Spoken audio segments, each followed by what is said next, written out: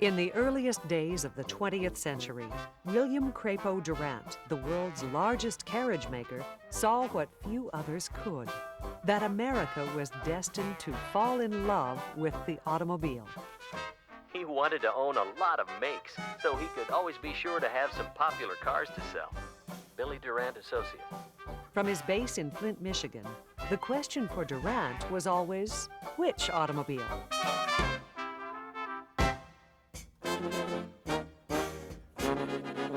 There were plenty to choose from. Between 1902 and 1907, the number of significant automobile manufacturers in the United States alone grew from 12 to 44. Billy Durant's idea was simple: create the first automotive conglomerate. By 1907, he already owned a controlling interest in Buick. In fact, he had built Buick into the most successful manufacturer in the country. And he had an agreement to buy the Olds Works in Lansing, Michigan. So on September 16, 1908, Billy Durant incorporated the General Motors Company, which would later become the General Motors Corporation. Over the next 2 years, Durant went on an inspired buying spree, to say the least, purchasing no less than 25 different companies for GM. These included major automotive brands that live on today. But they also included key suppliers, companies that provided everything from transmissions, wheels, axles, engine castings, springs, spark plugs, and on and on. And so was born the concept of vertical integration in the auto industry.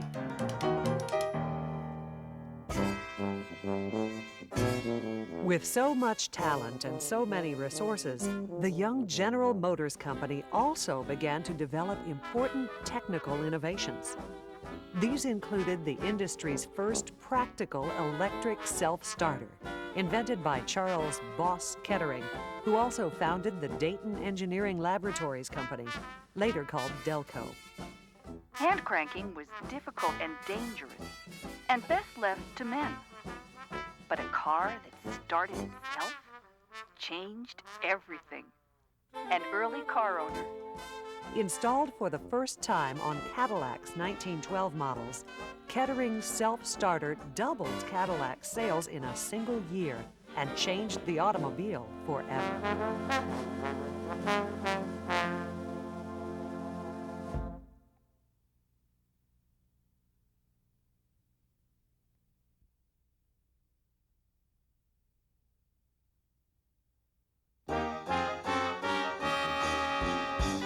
As a visionary, he was brilliant. Durant looks at America and sees, he actually sees 90 million people out there, every one of them just aching to roll along the roads of this country in an automobile. Detroit newspaper reporter, 1909. Vision aside, Billy's management style left much to be desired. General Motors was a one-man institution. Durant was its general, and he was his own colonel, his own major, and his own lieutenant. He dominated it from top to bottom, and he brooked no interference. Motor World Reporter, 1909.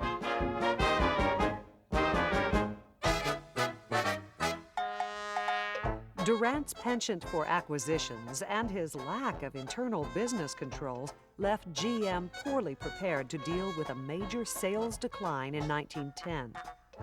Facing the crisis, Billy Durant was forced to look for funds from the banking community. Their terms were straightforward. Billy could keep a seat on the board, but in exchange for loans, he would have to give up control of General Motors. Ever the optimist, however, his response was to turn around and form yet another company to compete head-on with Ford Motor Company, which had virtually owned the under $1,000 car market. In 1911, Durant joined forces with a former Buick race car driver named Louis Chevrolet. The new Chevrolet Motor Car Company was soon a success. It's so popular, a child can sell it. Billy Durant.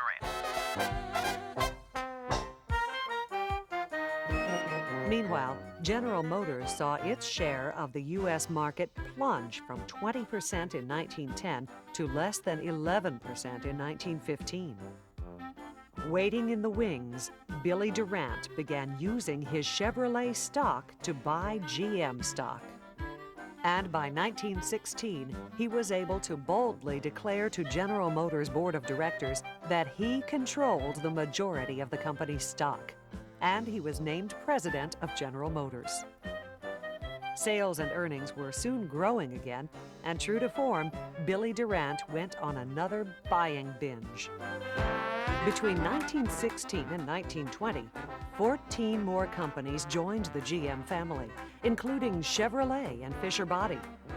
But Billy Durant was still calling all the shots himself, buying companies and then leaving them unaccountable.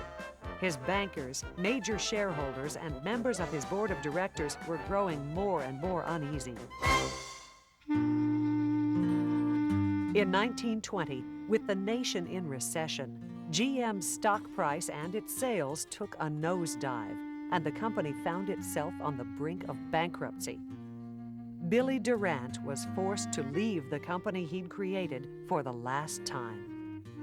It is my judgment that the directors will now work together and that we are not entering a board full of friction.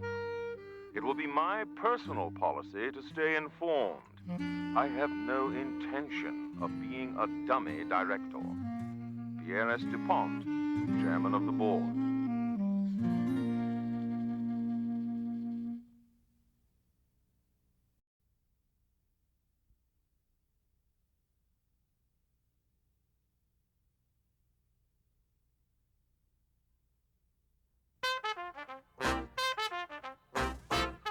The man eventually put in charge after Billy Durant's final departure was Alfred P. Sloan, Jr., who had been president of Hyatt Roller Bearing, one of the companies Durant had acquired along the way.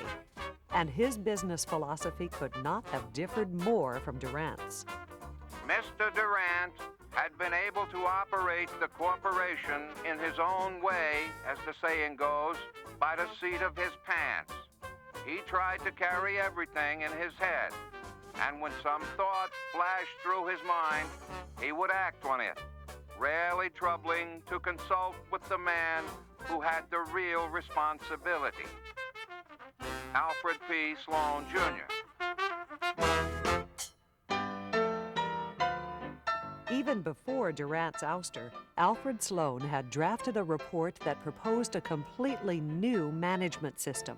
It grouped divisions according to their activities, and proposed a highly empowered executive in charge of each. It provided for advisory staffs and a financial staff. It distinguished policy from administration of policy, and it expressed the concept of decentralized operations and responsibilities with coordinated control. And so was born what Peter Drucker called the concept of the corporation. Although Sloan saw himself mainly as a manager, his vision as a marketer was to have even greater impact. The quickest way to profit is to serve the customer in ways the customer wants to be served. And the best way to serve the customer was to offer what Sloan called a car for every purse and purpose. That one phrase described General Motors' product philosophy.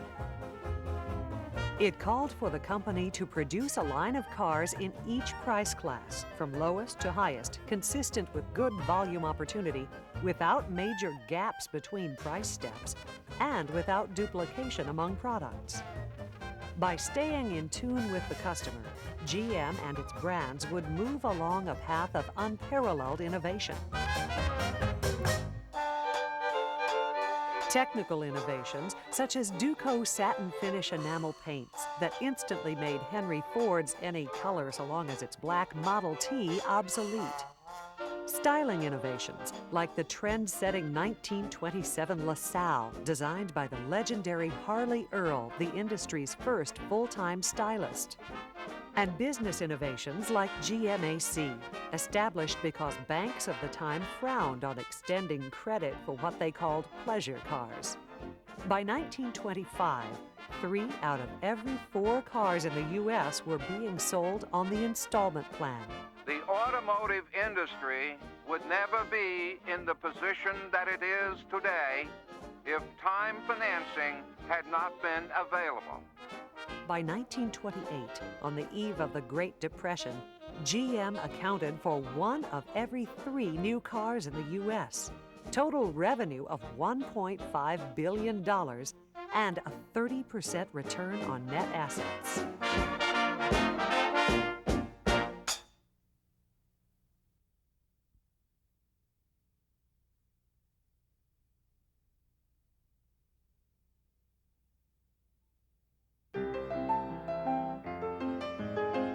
General Motors was thinking of international markets long before it became fashionable. As early as 1907, Billy Durant had contracted to provide Buick engines and powertrains to the R.S. McLaughlin Carriage Company of Oshawa, Ontario. And he gained controlling interest in Bedford Motors Limited, the company's first European acquisition, in 1909. But the major impetus for overseas operations occurred in 1911, with the creation of GM export operations to handle overseas sales. Most exports were fully assembled vehicles built in the U.S. After World War I, tariffs were rising in Europe, which made export of assembled vehicles very expensive. So in 1920, GM began to evaluate overseas assembly of cars from U.S.-built components. Between 1923 and 1928 alone, GM opened 19 assembly plants in 15 countries. International assembly paved the way for international manufacture. Initially, GM considered buying Austin, England's largest car company, but Austin built small cars. William Knudsen, who was president of Chevrolet at the time and happened to be very tall, expressed concerns about the fit between GM and Austin. His concerns hinted at a kind of American provincialism that would later be a challenge to true global integration. Everything is bigger in the United States. Railway cars, streetcars. When anyone sits down, he stretches his legs. And a motor car that doesn't accommodate that isn't going to get very far in the United States. William Knudsen. Instead of Austin, in 1925, General Motors acquired another UK-based manufacturer, Vauxhall, a smaller company, but one which built bigger and more prestigious cars. In 1929, GM established a solid base for expanded continental operations by purchasing Adam Opel AG, a company older than General Motors, whose roots went back to sewing machines and bicycles. Opel's role was clearly spelled out. It is not intended to make any changes to the Adam Opel AG product range, since this is well matched in every detail to the German market's needs. The Opel traditions, which have been maintained with such success for many generations, will enable us to continue serving the German car owner and the national economy in the same worthwhile manner as before. Geheimrat Wilhelm von Opel.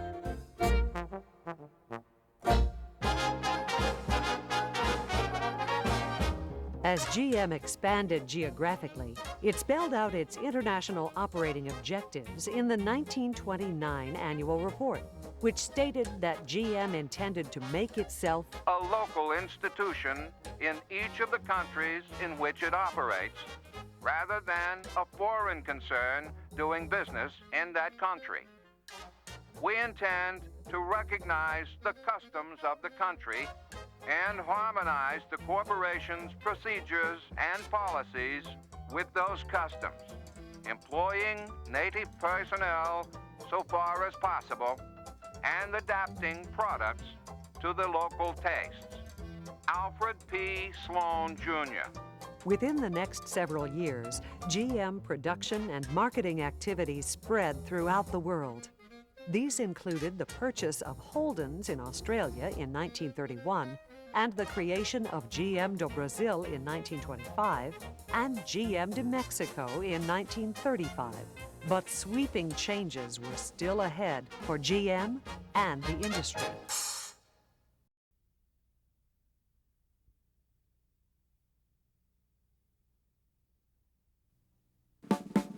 On the eve of the Great Depression, General Motors was one of the most successful companies in the U.S., building more than a third of all the cars and light trucks made in North America. During the 1930s, GM continued a program of expansion and acquisition as other companies foundered. In fact, GM actually gained more than 10 points of U.S. market share. But the Depression took its toll. In the U.S. alone, industry sales dropped from 1.4 million vehicles in 1929 to just over 500,000 in 1932. For GM, declining sales weren't the only big problem in the 30s. Tensions between the company and organized labor were coming to a head. On December 28, 1936, the famous Flint sit-down strike began. The conflict would set the tone of U.S. labor management relations for years to come. It was the biggest, most significant labor war of the last decade. It lasted 44 days and cost 4.5 million man-hours of work. Fortune magazine reporter, March 1939. With neither side willing to yield, it took federal intervention, including direct pressure by President Roosevelt to put an end to the strike.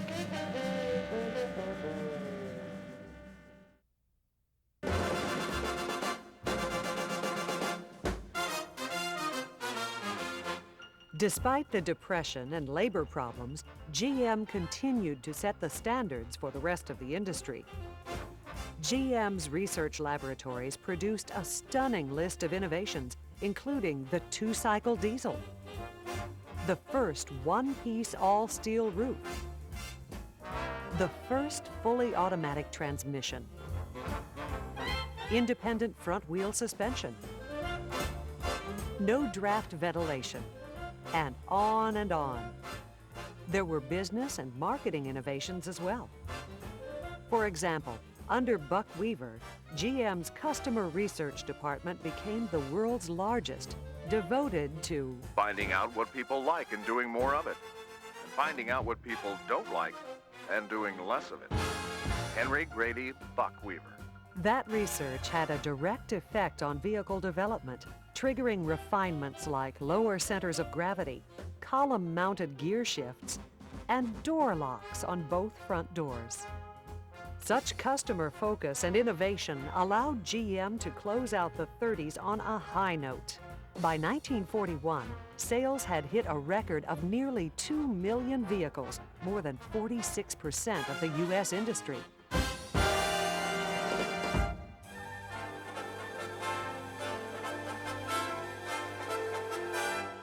And for the 24 million people who toured GM's Futurama exhibit at the 1939 World's Fair, the future looked even brighter.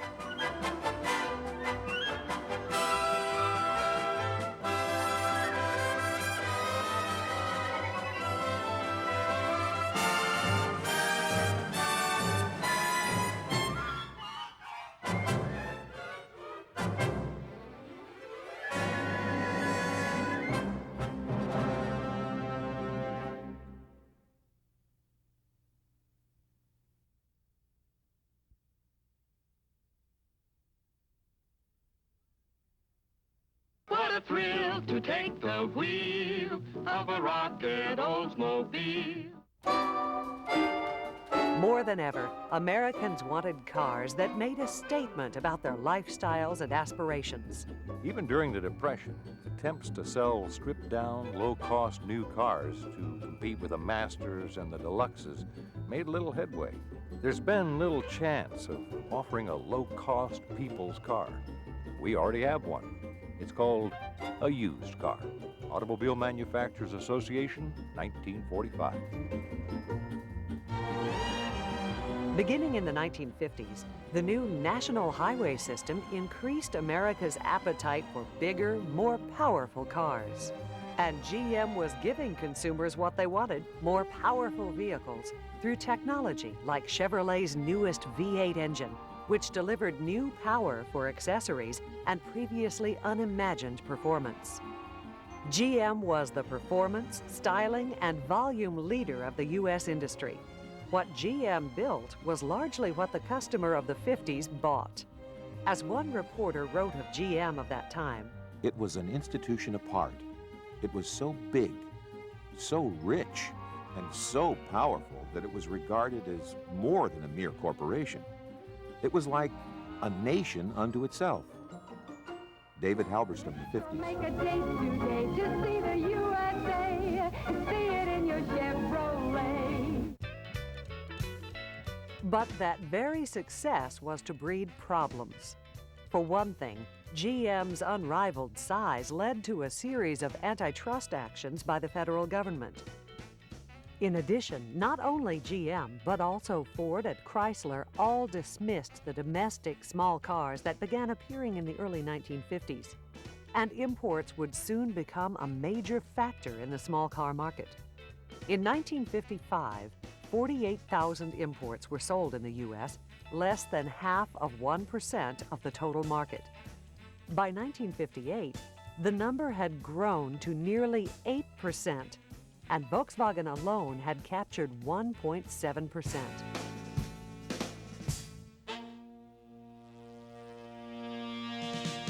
GM at first continued to concentrate on the large cars that had always been its bread and butter. The annual model changeover was a major marketing and production strategy, with each division launching a new vehicle, a major change, or a significant minor change every year. GM was the epitome of efficient mass production, with some plants and stamping presses designed to make 1 million or more units of a given part or vehicle model each year. Few GM executives at the time envisioned that kind of small car volume. In the late 1950s and early 1960s, GM managed to beat back the small car phenomenon by adding its own small car platforms. The imports at this time also had lower quality, but they would be back. Although few executives realized it at the time, these additional platforms would eventually dilute GM's economies of scale, bring confusion to the product lineup, and force the end of the annual model changeover. And at the same time, GM was also importing Vauxhalls and Opels designed for European markets and tastes. As the company continued to grow in the 1950s and 1960s, its corporate culture became rigid, hierarchical, and inwardly focused. As one employee put it, every department in GM seemed to be run by people who believe that the world is bordered on the east by Lake Huron and on the west by Lake Michigan. Zora Arkas Dontov, Chevrolet engineer. In addition, internal competition and the proliferation of platforms began to blur Sloan's original philosophy of a car for every purse and purpose. Car divisions began building more and more models that covered more of the price ladder. As the number of platforms proliferated, the traditional annual changeover for every car finally fell by the wayside. Brand identities were starting to blur, and there was more direct competition between GM brands and divisions. For example, Chevrolet was competing in a price range once reserved for Buick, and vice versa. Yet even as the differences between divisions blurred, competition between them continued to grow.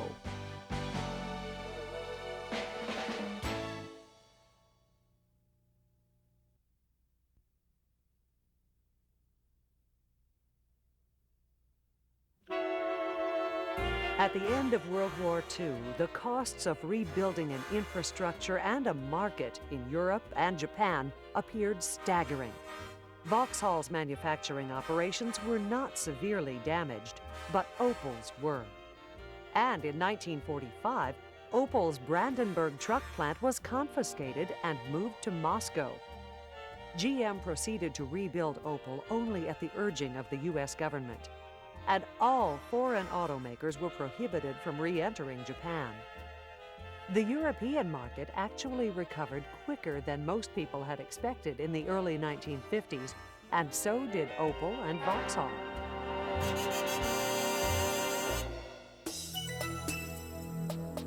But GM's experience in those Asian and Pacific markets that it re-entered was to be a different story. By the mid-1970s, a combination of financial losses, non-competitive product, and restrictive government policies had forced the company out of most major Asian and Pacific markets except Australia. Even in Australia, GM's market share fell drastically in the 1970s as the Japanese became the dominating player in the Asia-Pacific region. And the U.S. itself remained at the center of the company's own worldview. The difference between transnationals and multinationals is the difference between a globe and a map. The globe is a continuous whole. A map has a definite center, which is the home market and the headquarters. Multinationals make decisions to benefit the center. Henry Wendt in Global Embrace. In Europe, GM, a true multinational, tried to impose U.S. styling on European tastes in the immediate post-war years, and it was a near disaster. But GM learned from such design mistakes. By the 1960s, Opel and Vauxhall were concentrating on relatively smaller cars designed specifically for European tastes. The 1970s were difficult economic times for the United Kingdom and Vauxhall. Ironically, Bedford was a dominant force in international truck markets in the 1950s and 1960s, but quickly lost its leadership to the Japanese competitors in the 1970s. But Opel continued to run well despite the impact of a stronger Deutschmark. The first real steps toward integration of the two companies came in the early 1980s in response to new competitive challenges throughout Europe. The first front-wheel drive Astra, designed and engineered by Opel, was introduced in the UK as the twin of the new Cadet under the Vauxhall nameplate. And in 1981, the Vauxhall and Opel marketing organizations in the UK were combined, with all dealers selling both brands. Also in the early 1980s, Vauxhall car design and engineering functions were moved to Opel. And in 1986, Vauxhall stopped manufacturing Bedford trucks.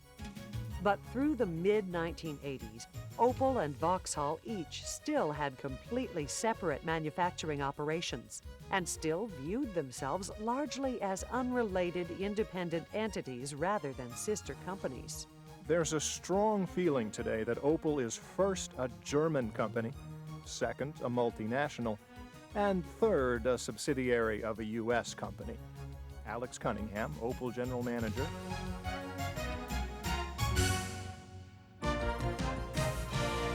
The tradition of completely independent operations finally started to change with the creation of GM Europe in 1986. The charter of the new coordinating organization was clear: to develop a unified strategy for growth and cost management, a strategy that focused on all of Europe rather than on individual countries, on leveraging brands and eliminating competing platforms, on a single team rather than departments and fiefdoms. And it worked. GME's earnings rose, while Ford, which had outperformed GM in Europe in the 1970s, began to slide.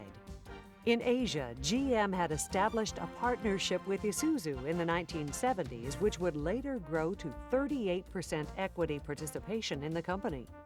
Isuzu was a source for small cars and trucks to be sold in North America.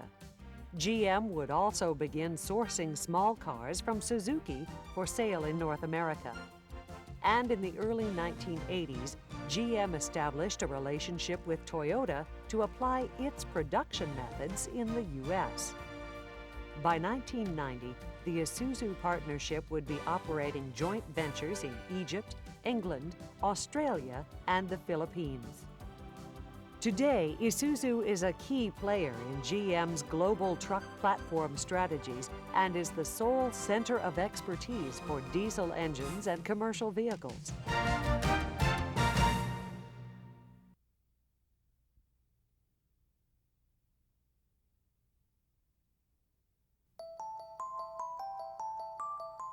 My dinner companion, a Japanese government economist, began by outlining a stage-by-stage strategy to become world competitive in industries like steel, ships, cars, computers, semiconductors.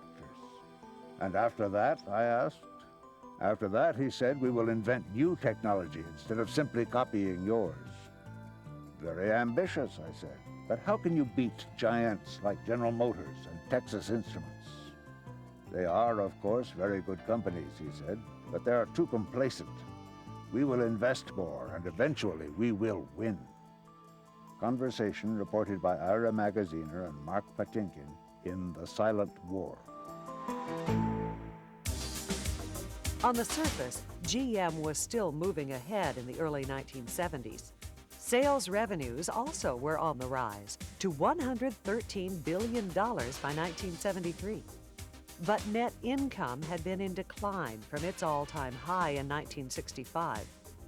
And under pressure from growing import competition in the U.S., profit margins had been in even steeper decline since 1966. And return on net assets had been eroding steadily since the early 1950s. At the same time, a new era of government regulation was compounding GM's product development process and costs. When the 1973 oil embargo was imposed on the U.S., GM had the poorest corporate average fuel economy in the industry and was ill-prepared for the complete collapse of high-profit big car sales. Still, the giant company responded with an agility that surprised many. It added the word downsizing to the dictionary, reducing the wheelbases of all luxury, full-size, and intermediate cars by 1978. And it proceeded with development of two new small cars, a new family car, the X-Body, to be introduced in 1979, and the J car, to be launched in 1981.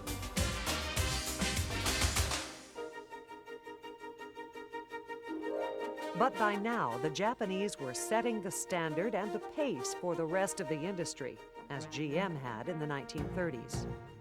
Their product development cycle was faster and simpler, as were their manufacturing processes.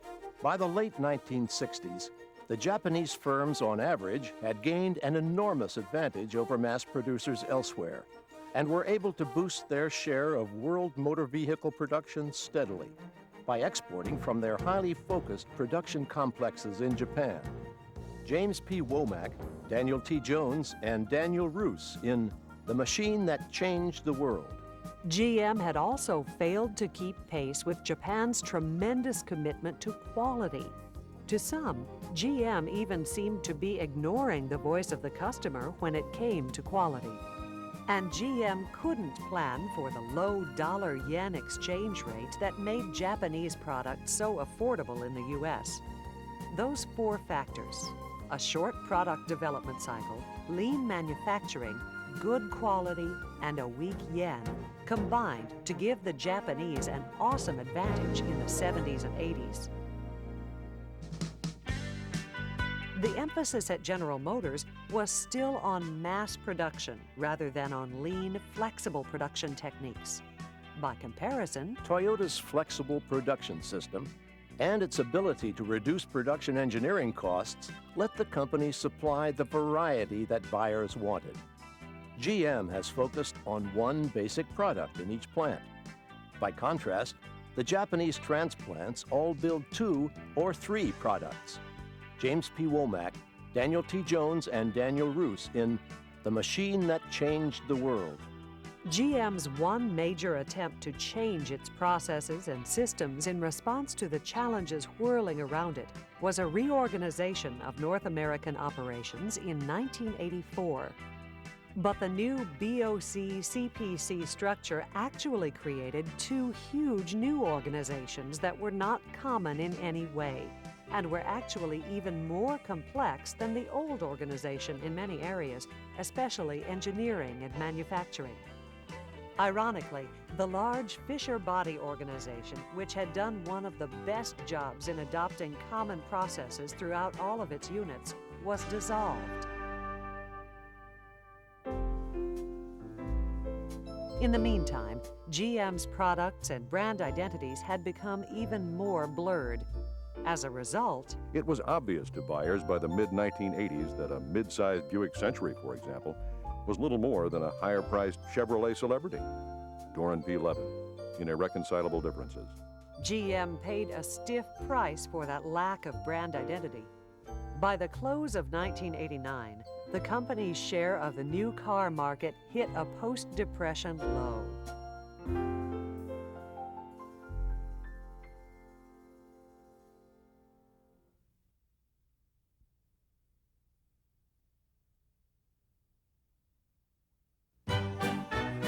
What does General Motors mean to be?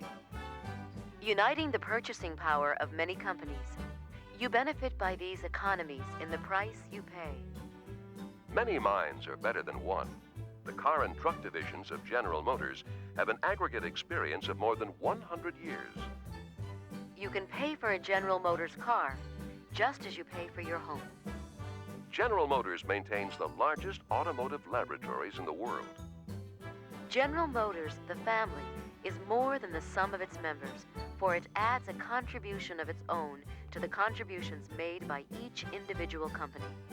And these united contributions, crystallized in added value, find their way to you.